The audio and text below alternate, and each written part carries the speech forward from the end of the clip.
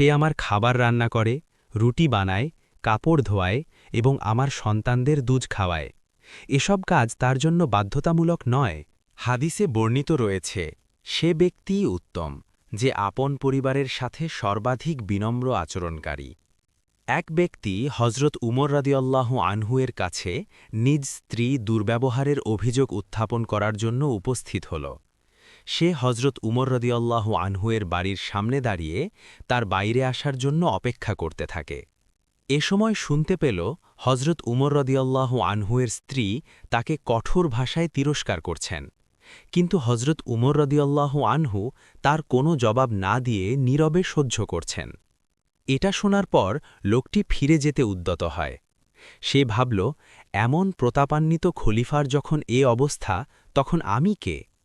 ঠিক এ সময় হজরত উমর বাইরে বেরিয়ে দেখলেন লোকটি চলে যাচ্ছে। তিনি ডেকে বললেন, তুমি কেন এসেছিলে, আর কেনই বা দেখা না করে চলে যাচ্ছ? সে বলল, আমিরুল মুকমিনিন, আমার সাথে আমার স্ত্রী দুর্ব্যবহার করে এবং অশ্লীল বাক্য প্রয়োগ করে।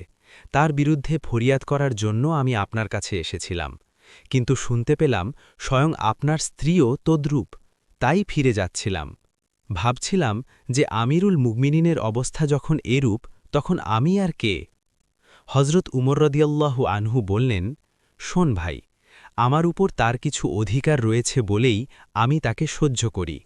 দেখ, সে আমার খাবার রান্না করে, রুটি বানায়, কাপড় ধোয়ায় এবং আমার সন্তানদের দুধ খাওয়ায়। এসব কাজ তার জন্য বাধ্যতামূলক নয়, তবে এসব কাজ করে দিয়ে সে আমার মনকে হারাম উপার্জন থেকে ফিরিয়ে রাখে। এই জন্যই আমি তাকে সহ্য করি। লোকটি বলল, আমিরুল মুমিনিন, আমার স্ত্রীও তদ্রূপ।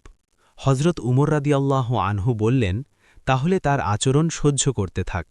এই জীবনটা কিন্তু নিতান্তই অস্থায়ী।